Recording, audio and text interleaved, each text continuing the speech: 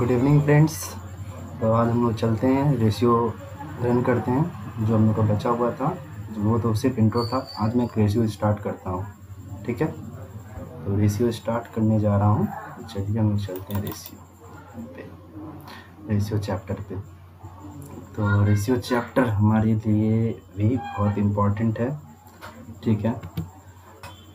और रेशियो से सम्स भी आता है। आप लोग कैसे हैं? सही सलामत होंगे, उम्मीद है। अच्छे से रहिए, घर पे खाना पीना खाइए। चलिए अब आ गया हमारे पास रेशियो, ठीक है। तो पहली बात, रेशियो आने के पहले हम बता दे रहे हैं रेशियो क्या है, ठीक है। रेशियो हम लोग पहले 19 में जो पढ़े थे हम लोग, अनुपात जिसको बोलते हैं। अनुपात का काम क्या होता है? कंपेयर करना होता है। अनुपात का काम क्या होता है? कंपेयर करना होता है, ठीक है। मान लो एक स्कूल में, एक क्लास में राम पढ़ता है, श्याम भी पढ़ता है, ठीक है, 10 क्लास में। लेकिन राम ने उस 10th के एग्ज़ाम में उसने 60% लाया, और वही श्याम उसकी जगह उसने 80% लाया, ठीक है। तो भाई कंपेयर यहाँ पे क्या हुआ कि राम और श्याम दोनों एक ही क्लास में पढ़ता था 10th में, लेकिन उसमें वैरी क्या हुआ? स्कोरिंग में वैरी हुआ। तो इससे पता ये चला कि कौन अच्छा है पढ़ने में। तो कौन अच्छा है? श्याम अच्छा है ना। तो इससे ये पता चला। तो उसी तरह कंपनी में भी क्या होती है, कंपनी में भी रेशियो का महत्व बहुत ज़्यादा है, इम्पोर्टेंस बहुत ज़्यादा है। इम्पोर्टेंट इसलिए है क्योंकि कोई भी इन्वेस्टर किसी भी कंपनी का शेयर खरीदता है या किसी भी कंपनी में इन्वेस्टमेंट करता है, तो उसके पहले वो जानना चाहता है कि वो कंपनी सही में, रियल में उसकी एसेट्स एंड लायबिलिटीज़ या उसकी बैलेंस शीट या उसकी प्रॉफिट वगैरह सही में है कि नहीं, एग्जिस्ट कर रही है कि नहीं, क्या सही में वो ग्रोथ करने वाला है, सही में आगे ग्रो करेगा, अगर हम पैसा लगाएंगे पैसा बढ़ेगा, ठीक है। तो ये हम लोग रेशियो में पता करते हैं।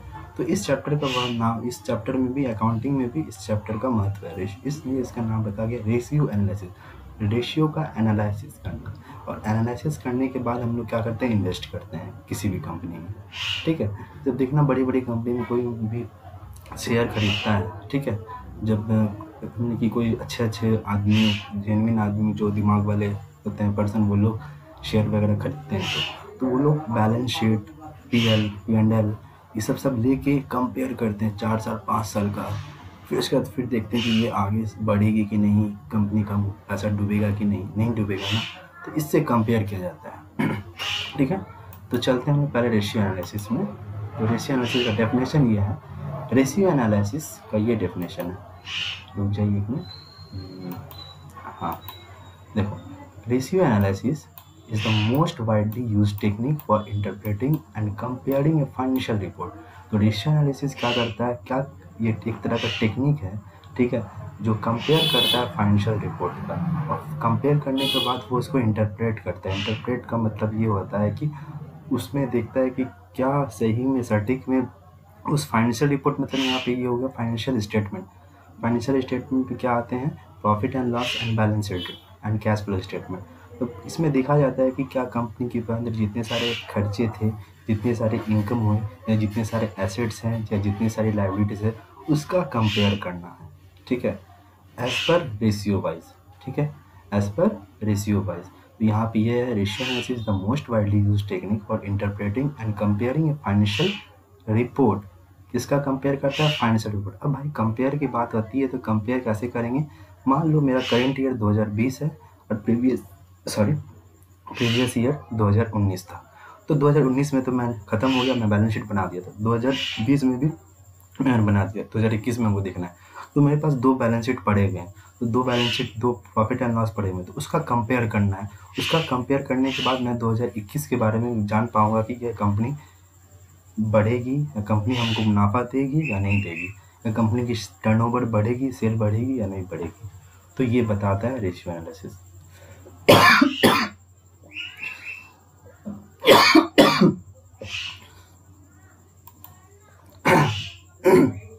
सॉरी। और यहाँ पे बोला गया है it analysis financial data. Financial data का मतलब होता है कंपनी की जो खर्चे हम लोग लिखते हैं P&L में वेजेस, सैलरी, ये सब डेटा का कंपेयर कर एनालिसिस किया जाता है। ठीक है, किससे एनालिसिस करेंगे भाई? फ्रॉम द फर्म का, फ्रॉम द कंपनी का क्या profit and loss and balance sheet से कंपेयर हम लोग करते हैं। ठीक है, तो ये हम लोग कंपेयर करने का काम करते हैं। तो रेशियो अगर मान लो मुझे पता नहीं रहेगा किसी कंपनी का हम जैसे मान लो किसी कंपनी का 60% प्रॉफिट है, तो 60% प्रॉफिट कैसे पता चल रहा है? वो रेशियो हम लोग को निकाले हैं, तो उससे पता चलेगा अरे कंपनी 100 में 60% प्रॉफिट मुनाफा की है, 40% नहीं की, इसका ये मतलब हो रहा है। ठीक है, अब आते हैं हम लोग एडवांटेज। ज़्यादा नहीं, इसमें दिमाग नहीं लगाना है इस चैप्टर में ज़्यादा, बस फार्मूला वाइज है, उसको पढ़ना है। ठीक है, अब आते हैं हम लोग इसमें एडवांटेज में। किस में आएंगे हम लोग? एडवांटेज में आएंगे। तो एडवांटेज में आते हैं, देखते हैं, 1 मिनट लग चाहिए। एडवांटेज में आ जाइए। तो एडवांटेज में आने के पहले मैं एक चीज़ ये कर लूँ, सॉरी। अब एडवांटेज क्या है, इसका लाभ क्या है? इसका लाभ ये है रेशियो एनालिसिस का, ये जो है रेशियो एनालिसिस सिंप्लीफाई जो कंपैरिजन हम कंपेयर करेंगे फाइनेंशियल डाटा का।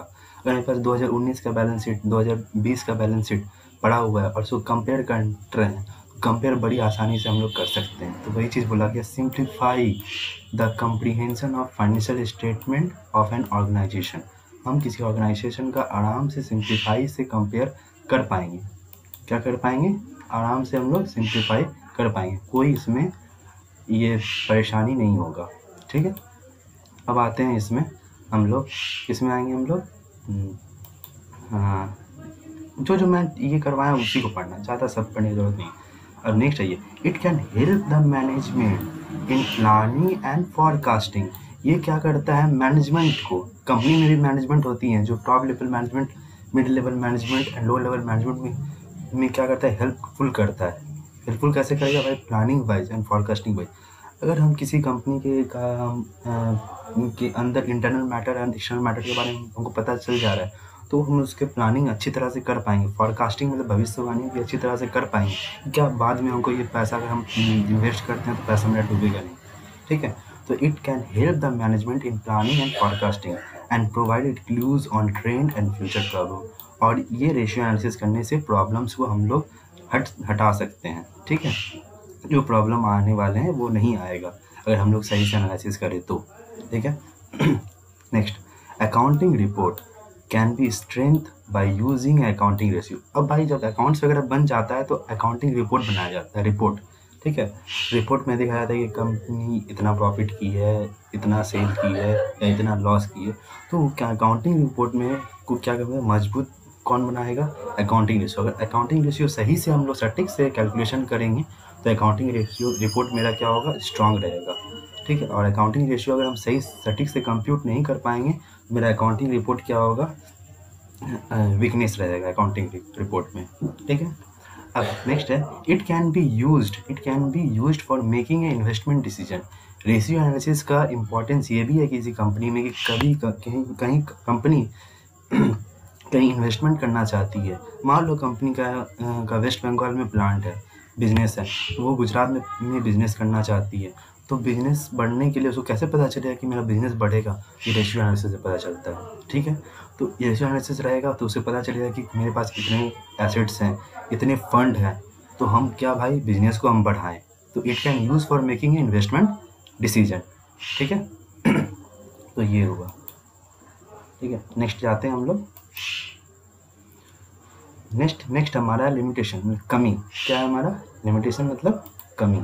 तो कमी देखते हैं भाई, कमी क्या है भाई? रेशियो एनालिसिस में भी कमी है। तो कमी में देखा जाए तो कमी क्या है? तो कमी पहले यह बोलता है कि भाई when the ratio are constructed for those financial statement, ratio suffer from inherent weakness of accounting system itself. बोला जाता है अगर अकाउंट्स ही मेरा वीक रहा तो रेशियो, तो भाई ऑटोमेटिक रेशियो क्या होगा? मेरा खराब होगा ही।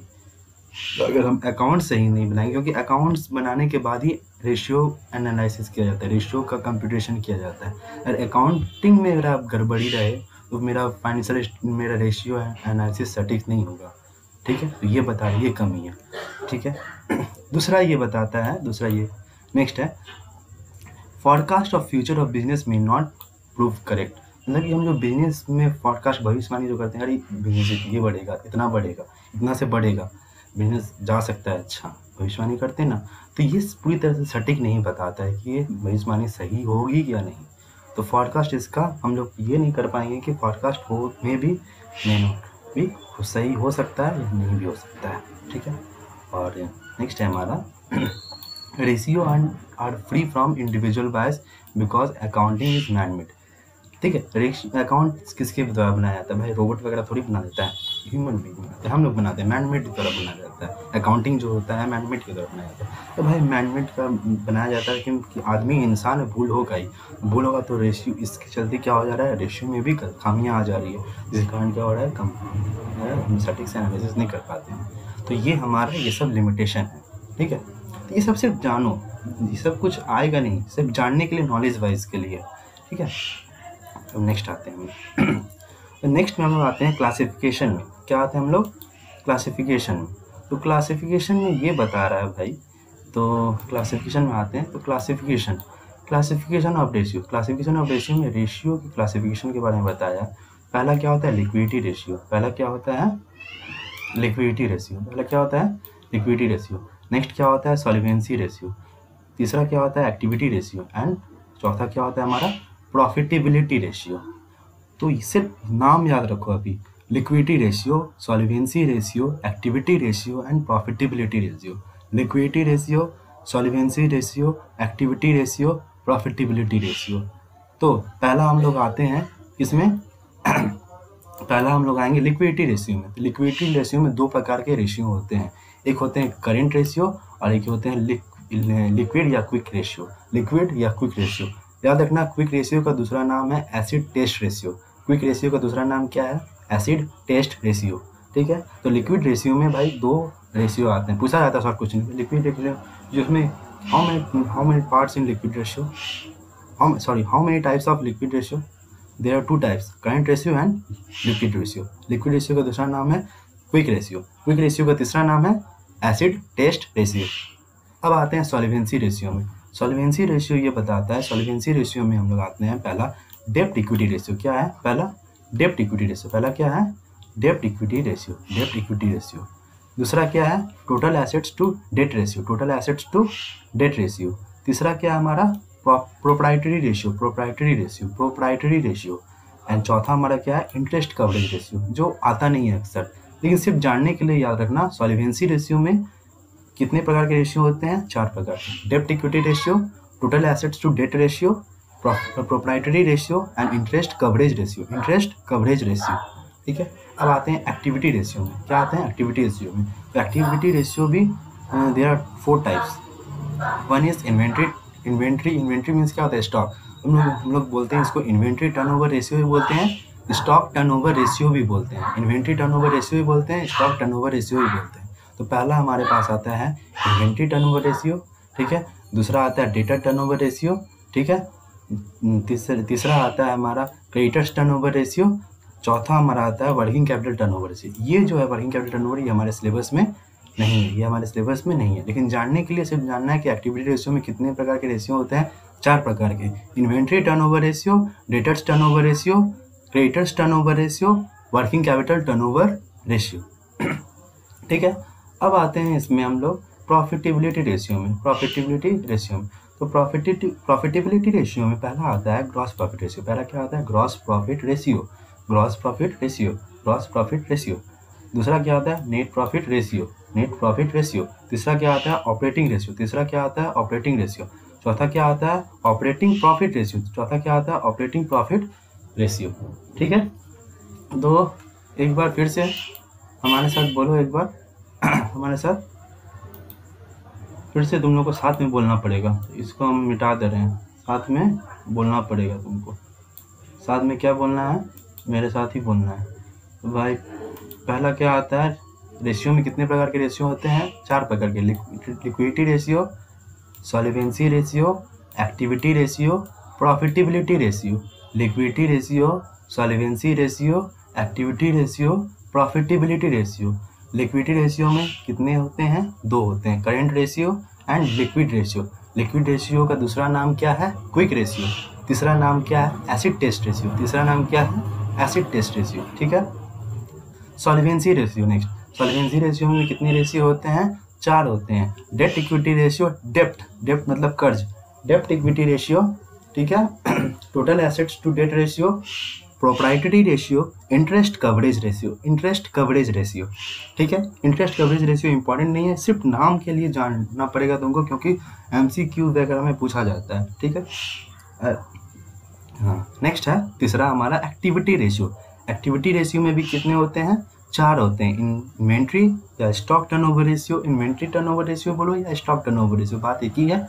डेटर्स टर्नओवर रेशियो, डेटर्स मतलब क्या होते हैं? Customers. Debtors turnover ratio, creditors turnover ratio, working capital turnover ratio. अब चौथा क्या होता है? Profitability ratio. प्रॉफिटेबिलिटी रेशियो में पहला आता है gross profit ratio, net profit ratio, operating ratio, operating profit ratio. अब एक एक करके आस्ते आस्ते एनालिसिस करेंगे कि भाई लिक्विडिटी रेशियो क्या होते हैं, ठीक है। तो पहला आते हैं हम लोग पहला क्या आएंगे? लिक्विडिटी रेशियो में। पहला किस में आएंगे? लिक्विडिटी रेशियो में। रुक जाओ 1 मिनट, ठीक कर लूँ इसको।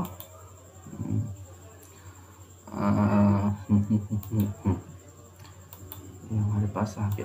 अच्छा आ गया। ये देखिए, ऐसे ले लो मैं पेन को। तो लिक्विडिटी रेशियो में है। लिक्विडिटी रेशियो का क्या है? लिक्विडिटी रेशियो क्या है? पहली बात ये, तो लिक्विडिटी रेशियो यहाँ पे ये, liquidity ratio measure the ability of a firm to meet its short term obligation. Liquidity ratio ये रेशियो है जो फर्म की एबिलिटी बताता है। कि वो कितना जल्दी किसी भी एसेट्स को कैश में कन्वर्ट कर सकता है। लिक्विडिटी रेशियो फर्म की क्या बताता है? एबिलिटी बताता है कि वो कितना जल्दी अपने एसेट्स को कैश में कन्वर्ट कर सकता है, ठीक है। तो liquidity ratio measure the ability of a firm to meet its short term obligation. Short term में कितना जल्दी वो एसेट्स को कन्वर्ट कर सकता है कैश में। लिक्विडिटी मतलब कैश, ठीक है। यहाँ बोला गया short term is a conventionally viewed as a period up to 1 year. अब कन्वर्ट तो करना है भाई उसको कैश में, लेकिन शर्त है विदिन 1 ईयर। विदिन 1 ईयर के अंदर आपको कन्वर्ट करना पड़ेगा किसी भी एसेट्स को। अगर किसी भी एसेट्स को आज परचेज करते हो तो 1 साल के अंदर आप उसको कैश में कन्वर्ट करना पड़ेगा। जैसे मान लो मेरा दुकान है टॉय का, एज्यूम कर दुकान है टॉय का, तो टॉय तो मेरे लिए क्या है? स्टॉक है। तो स्टॉक को हमको बेचना है विदिन 1 ईयर में, बेच के हमको निकालना है और पैसा रियलाइज करना है। तो वो मेरे लिए क्या होगा? लिक्विडिटी रेशियो होगा, ठीक है। बस ये सब ज़्यादा नहीं पढ़ना है, ये अंडरस्टैंड है उतना।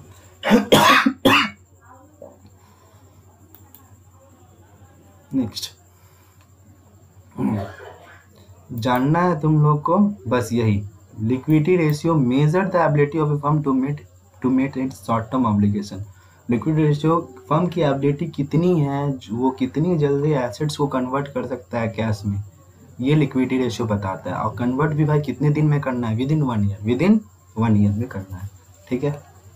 अब आते हैं नेक्स्ट हम लोग, लिक्विडिटी रेशियो में क्या था? 2 प्रकार के थे। कौन कौन थे भाई? कौन थे? एक करेंट रेशियो था और एक क्या था? Quick ratio. तो क्विक रेशियो का दूसरा नाम क्या था? Acid test ratio. तीसरा नाम क्या था? लिक्विडिटी क्विक रेशियो था, एसिड टेस्ट रेशियो था और लिक्विड रेशियो। चलिए अब यहाँ पे आते हैं करंट रेशियो में। तो करंट रेशियो में हम लोग आते हैं करंट रेशियो में। देखो करंट रेशियो, तो मैं और इसको ये कर लूँ। यस, देखो करंट रेशियो पहले आते हैं। तो करंट रेशियो ये बताता है, करंट रेशियो क्या बताता है हमें? करंट रेशियो क्या बताता है भाई? Current ratio is the relationship between current assets and current liabilities. तो करंट रेशियो किसका रिलेशनशिप बताता है? Current assets and current liabilities का। किसका रिलेशनशिप बताता है? Current assets and current liabilities का। हम जो 11th क्लास में पढ़े थे बैलेंस शीट में, पहले आता था क्या? फिक्स्ड एसेट्स, फिर इन्वेस्टमेंट, फिर करंट एसेट्स। तो करंट एसेट्स मतलब क्या हुआ? करंट मतलब चालू संपत्ति। चालू संपत्ति क्या है? जो एक साल के अंदर वो कैश में कन्वर्ट, ऐसा एसेट्स, ऐसी संपत्ति जो एक साल के अंदर क्या हो, विद इन 1 ईयर के अंदर क्या हो, कैश में कन्वर्ट हो जाए, उसे करंट एसेट्स बोलते हैं। और करंट लायबिलिटीज़ क्या है? जो अगर मेरे पास कर्ज है, मेरे पास डेट है, अगर हम उसको एक साल, आज मेरे पास डेट का ये अराइज हुआ, डेट अराइज हुआ, कर्ज अराइज हुआ, और इसको हम एक साल के अंदर ही हम पे ऑफ कर देते हैं अपने लेंडर को, तो ये मेरे लिए करंट लायबिलिटीज़ हो गया। ठीक है, ठीक है। तो current assets and current liabilities का रिलेशनशिप बताता है, उसको क्या बोलते हैं? Current ratio. तो पहली बात, अब आते हैं भाई करंट एसेट्स में क्या क्या होते हैं, करंट लायबिलिटीज़ में क्या क्या होते हैं। तो करंट एसेट्स में तुम लोग को लिखाया गया था, करंट एसेट्स में क्या था? Cash in hand, cash at bank, cash equivalent. Cash equivalent मतलब ऐसा कैश जिसको हम लोग 6 मंथ के अंदर, ऐसा कैश जो विद इन 6 मंथ के अंदर कन्वर्ट हो जाए, मतलब कि एक एसेट्स है, वो एसेट्स जो कन्वर्ट हो जाए विद इन 6 मंथ के अंदर, तो उसको हम लोग क्या बोलेंगे? कैश इक्विवेलेंट बनेगा। कैश इन हैंड के लिए क्या है? एक साल। कैश एट बैंक के लिए भी क्या है? 1 साल। ठीक है, लेकिन कैश इक्विवेलेंट के लिए टाइमिंग क्या है हमारा? 6 मंथ है। टाइमिंग क्या है? 6 मंथ है। ठीक है, क्या है टाइमिंग? 6 मंथ। ठीक है, फिर शॉर्ट टर्म इन्वेस्टमेंट है। क्या है? शॉर्ट टर्म इन्वेस्टमेंट है।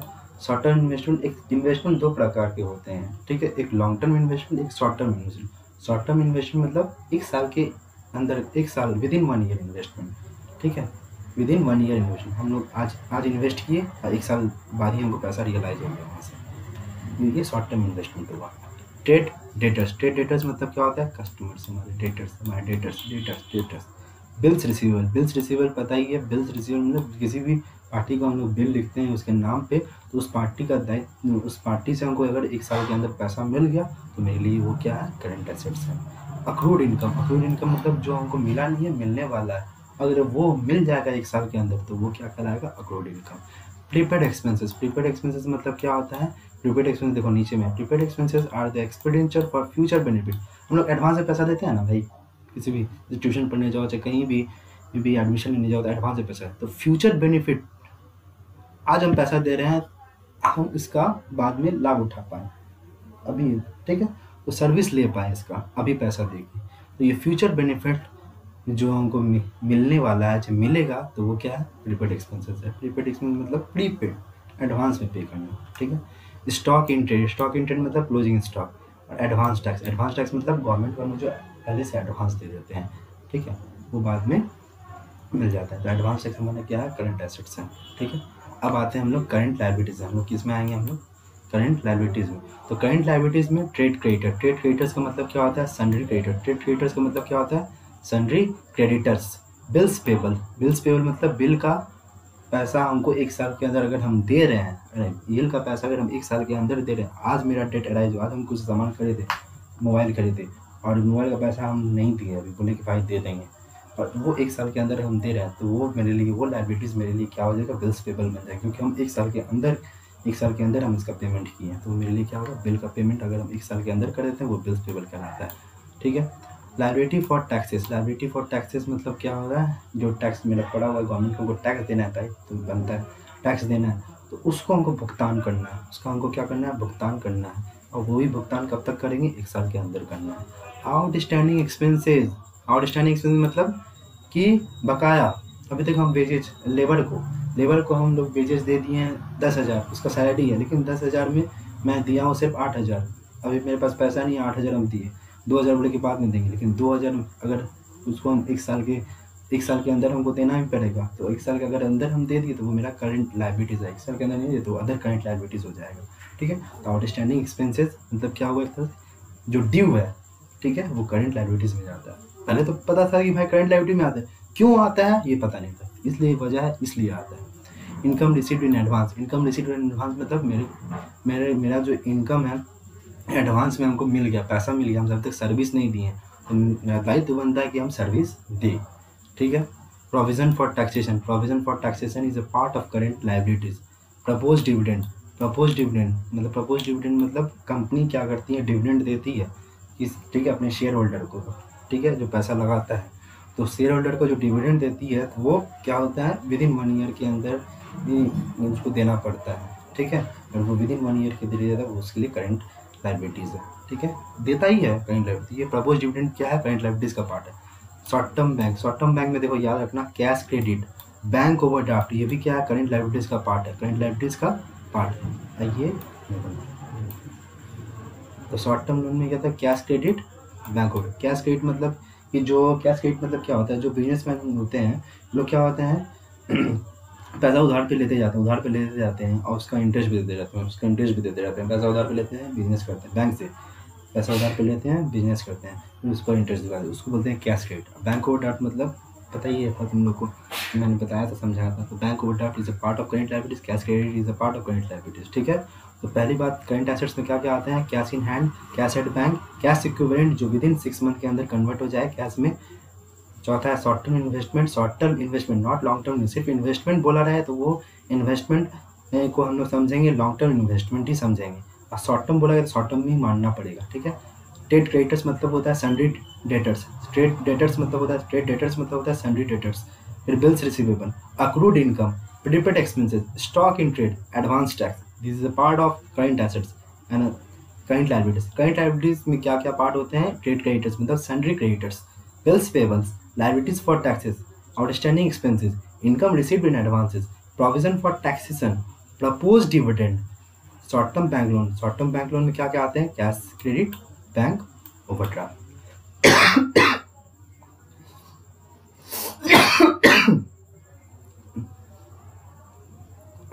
कैश क्रेडिट और बैंक ओवरड्राफ्ट, ठीक है। अब नेक्स्ट आते हैं क्विक, लिक्विड या acid test ratio. Quick ratio,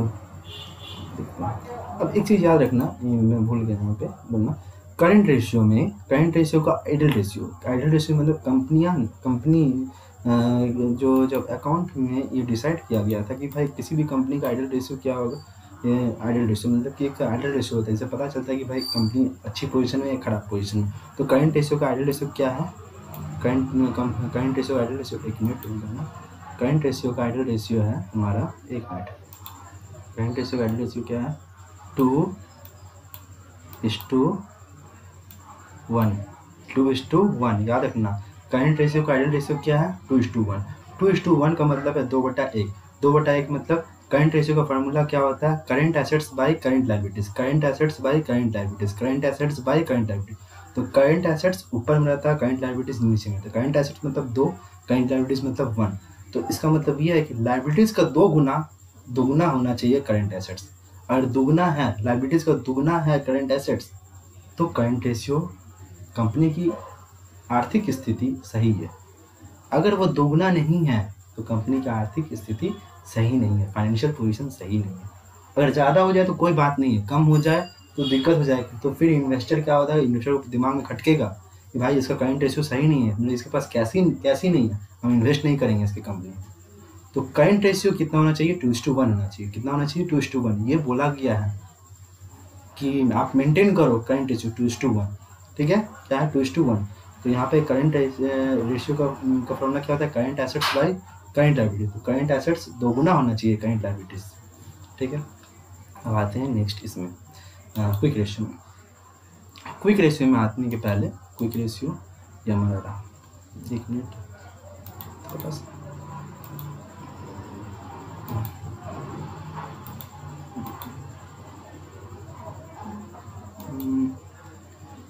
बहुत चलता है ये लोग, हाँ।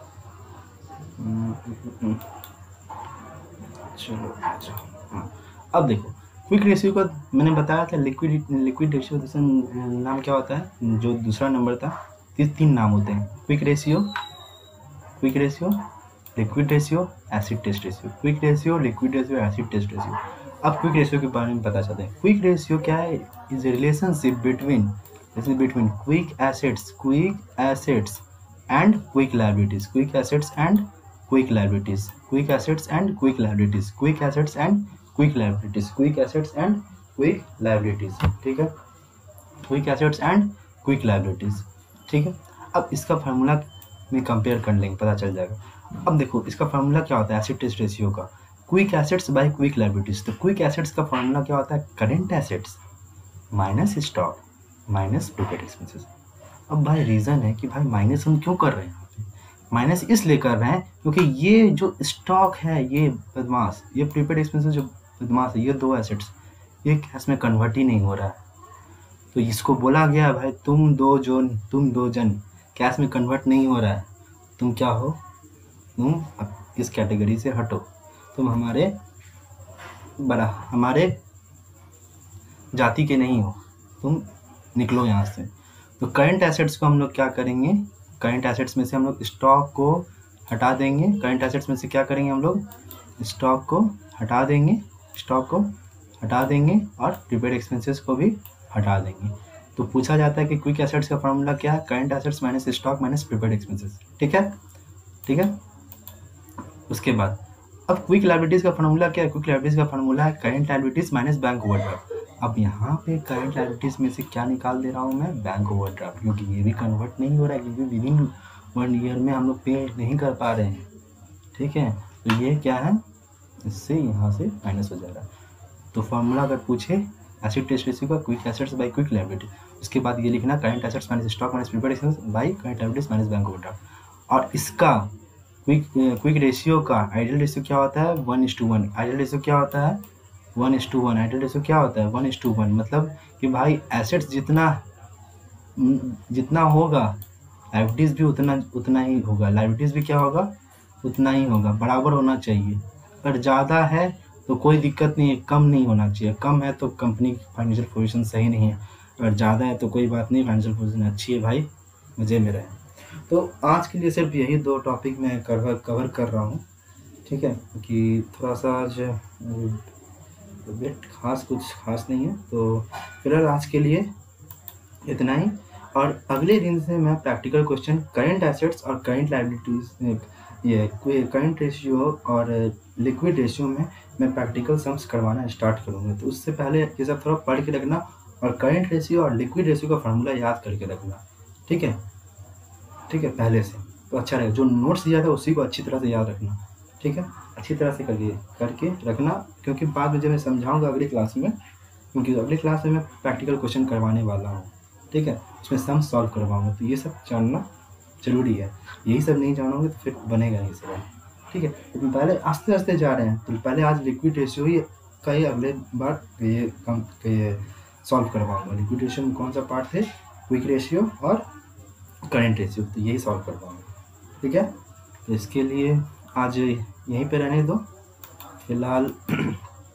गुड नाइट, अच्छे से रहिए आप लोग, ठीक है, ओके बाय, तब ठीक है, टाटा।